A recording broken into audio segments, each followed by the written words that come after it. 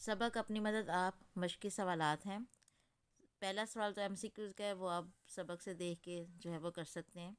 سوال نمبر 2 ہے ہمارے پاس کہ سبق اپنی مدد آپ کے متن کے مطابق سوالوں کے جواب لکھیں۔ پہلا سوال ہے کہ وہ کون سا آزمودہ مقولہ ہے جس میں انسانوں کا اور قوموں کا تجربہ جمع ہے؟ جواب ہے خدا ان کی مدد کرتا ہے جو اپنی مدد آپ کرتے ہیں۔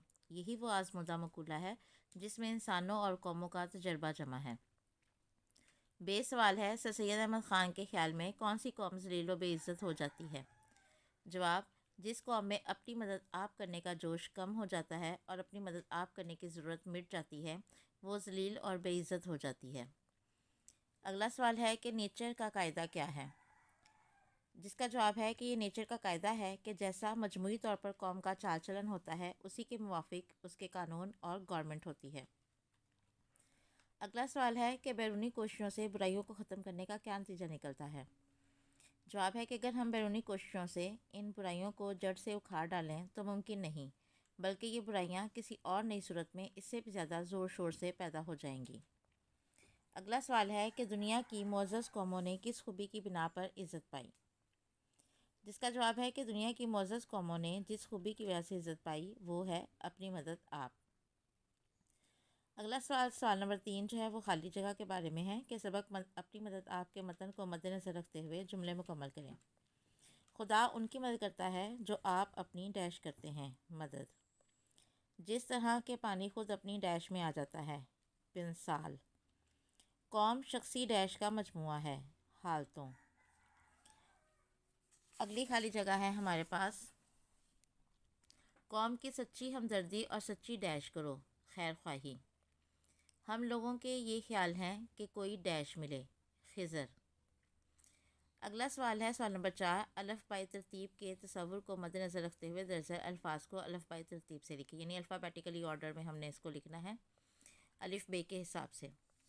اب یہ مختلف الفاظ ہیں، ان کو ہم پہلے دیکھیں گے کہ اس میں الف یا الف مدہ سے شروع ہونے والے لفظ ہیں ان کو لکھیں گے۔ اب یہ 2 الفاظ ہیں جو کہ الف مدہ سے شروع ہوتے ہیں، اب ان کی بھی ترتیب ہوگی اس حوالے سے کہ پہلا حرف اگر دونوں کا سیم ہے ایک جیسا ہے تو دوسرے حرف کو دیکھیں گے کہ ان میں سے پہلا آنے والا کون سا حرف ہے، پھر اس کی ترتیب ہم دیکھیں گے، ٹھیک ہے۔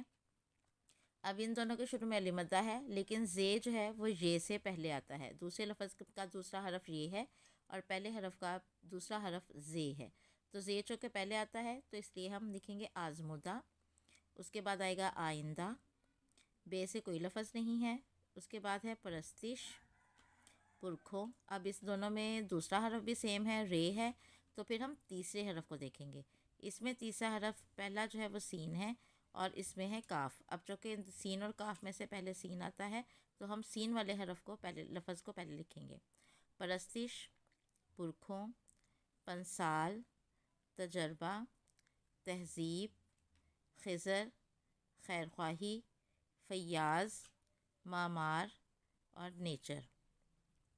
سوال نمبر 5 ہے کہ درج ذیل متلازم یا گروہی الفاظ کے متعلق کم از کم 4 الفاظ سوچ کر لکھیں۔ متلازم یا گروہی الفاظ وہ الفاظ ہوتے ہیں کہ جو اگر ہم وہ لفظ زبان پر لائیں تو اس سے متعلقہ اور بہت سارے الفاظ ہمارے ذہن میں آ جاتے ہیں۔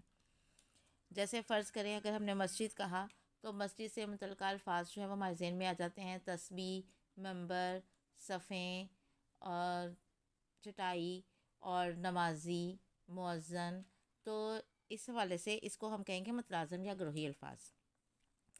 کتاب میں مشق میں ہمیں دیے گئے ہیں کچھ الفاظ جن سے متعلقہ ہم نے 4 الفاظ لکھنے ہیں۔ پہلا ہے چمن۔ چمن کا ذہن میں آتے ہی ہمارے ذہن میں آئے گا پودے، درخت، پھول، گھاس، پرندے۔ گھر ہے، گھر میں آئے گا ماں باپ، ماں باپ، بہن بھائی، دادا دادی، چچا چچی، تایا تائی وغیرہ، یہ سب بھی ہم اس میں لکھ سکتے ہیں۔ مدرسہ، کمرے، دفتر، طالب علم، مدرس، معلم، معلمین، صدر معلم۔ دفتر، دفتر سے میز، کرسیاں، کاغذ، کمپیوٹر، کلرک، آفیسر۔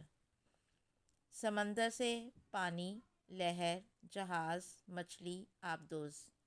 ویگن ہے تو اس سے ڈرائیور، کنڈکٹر، سواری، ٹکٹ اور سیٹ۔ یہ متلازم یا گروہی الفاظ کی تعریف بھی آپ یاد کریں گے، کیونکہ یہ بھی آپ کو پیپر میں شارٹ کوسچن کے طور پر آ سکتی ہے۔ ٹھیک ہے، اللہ حافظ۔